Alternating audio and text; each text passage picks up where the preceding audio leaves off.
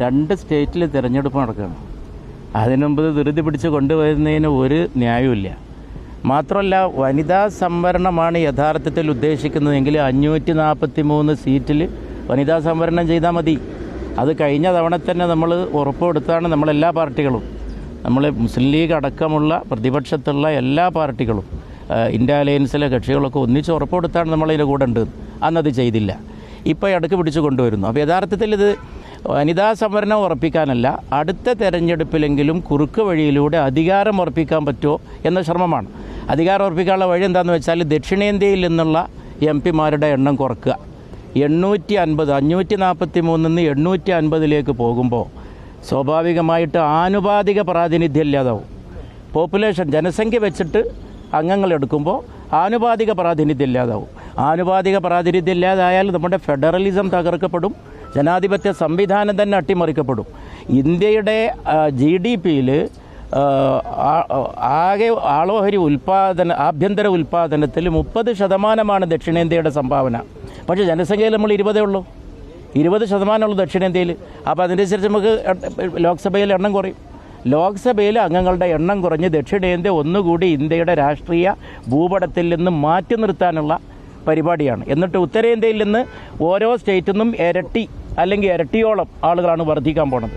കേരളം പോലുള്ള സംസ്ഥാനങ്ങൾക്ക് വർദ്ധിച്ചതിൽ കുറയുകയും ചെയ്യും. അപ്പോൾ അങ്ങനെ നോക്കുമ്പോൾ ഇത് വനിതാ സംവരണം എന്ന ഒരു മേമ്പടി ചേർത്തുകൊണ്ട് കേന്ദ്ര സർക്കാർ പുതിയ ചില രാഷ്ട്രീയ അജണ്ടകൾ കൊണ്ടുവരുന്നു. അത് വിഫലമാവും. അതൊരിക്കലും സഫലമാകാൻ പോകുന്നില്ല. നമ്മുടെ ജനാധിപത്യ സംവിധാനം അതിനെ ചെറുത്ത് തോൽപ്പിക്കും. ഇനി ഫെഡറലിസം ഇവരുടെ ഒരു ക്രൂര വിനോദം എല്ലാത്തിലും അവർ പ്രയോഗിക്കുന്നത് ഫെഡറൽ സിസ്റ്റത്തിനെ കൊലാപ്സ് ചെയ്യുക എന്നുള്ളതാണ്, നമുക്കറിയാം. അപ്പോൾ ഇതിലും ഈ ഇത്ര വലിയൊരു സംഗതി കൊണ്ടുവരുന്ന സമയത്ത് സംസ്ഥാനങ്ങളുമായിട്ട് യാതൊരു കൺസൾട്ടേഷനും വന്നിട്ടില്ല. അത് ഇവരുടെ ഒരു പൊളിറ്റിക്കൽ ഒരു ലക്ഷ്യം എന്ന് പറയുന്നത് ഫെഡറൽ സിസ്റ്റം തകർക്കുക എന്നുള്ളതാണ്, അതിനെ ബലമതിക്കാതിരിക്കുക എന്നുള്ളതാണ്. അത് എടുത്തു കൊടുക്കുന്ന ശൈലിയാണ് പല കാര്യങ്ങളും എടുത്ത് പരിശോധിച്ചാലും. അപ്പോൾ ഇത്തരം എല്ലാവിധ കുറുക്കു ബുദ്ധിയും വെച്ചുകൊണ്ടുള്ള ഒരു രാഷ്ട്രീയ മുതലെടുപ്പിന് വേണ്ടി കലങ്ങിയ വെള്ളത്തിൽ നിന്ന് മീൻ പിടിക്കാൻ ഉതകുന്ന ഒരു പൊളിറ്റിക്സാണ് അവരെടുത്തുകൊണ്ട്. അല്ല, ഇതിൽ ഏതെങ്കിലും ഒരു നിർദ്ദേശമായി കേന്ദ്ര സർക്കാർ വരികയാണെങ്കിൽ ഈ ബില്ലിനെ സംബന്ധിച്ച് അതായത് ഭേദഗതി അല്ലെങ്കിൽ പ്രതിപക്ഷം ആവശ്യപ്പെടുന്ന ഭേദഗതികൾ, ഡീലിമിറ്റേഷൻ്റെ കാര്യത്തിൽ ഇത്തരമൊരു ചർച്ചയ്ക്ക് വരികയാണെങ്കിൽ ഇതിന് പുനർചിന്തനം ഉണ്ടാവും? അല്ലല്ല, അത് ഞങ്ങൾ കൃത്യമായിട്ട് പറഞ്ഞിട്ടുണ്ട്. ഞങ്ങൾ ഈ നിയമം തന്നെ സ്ട്രക്ക് ഡൗൺ ചെയ്യണമെന്നാണ് ഞങ്ങൾ പറഞ്ഞിട്ടുള്ളത്. അതല്ലാതെ അത് വെച്ച് ഭേദഗതി, കാരണം ഭരണഘടനയുടെ തന്നെ അടിസ്ഥാന തത്വത്തിന് എതിരായിട്ട് വരുന്ന ഇപ്പോൾ ഡീലിമിറ്റേഷൻ്റെ തന്നെ സംവിധാനങ്ങൾ എടുത്ത് നോക്കുകയാണെങ്കിൽ അന്നത്തെ ഡീലിമിറ്റേഷനെ പറ്റിയുള്ള സങ്കല്പമല്ല എന്നുള്ളത്. ഇന്ന് അവർക്ക് ആരെയും തിരികെ കയറ്റി അവരെ ഡിപ്പാർട്ട്മെൻറ്റ് നടത്തുന്നത് പോലെ നടത്താൻ പറ്റുന്ന വിധത്തിലേക്കുള്ള ഒരു നീക്കമായിട്ട് ഡീലിമിറ്റേഷൻ സംവിധാനത്തെ മാറ്റുകയാണ്. അല്ലെങ്കിലും സർക്കാർ അങ്ങനെ കൊണ്ടുവരുന്നൊരു പ്രശ്നം ഇവിടെ ഈ സർക്കാർ ചർച്ച അനുവദിക്കുന്നുണ്ടോ?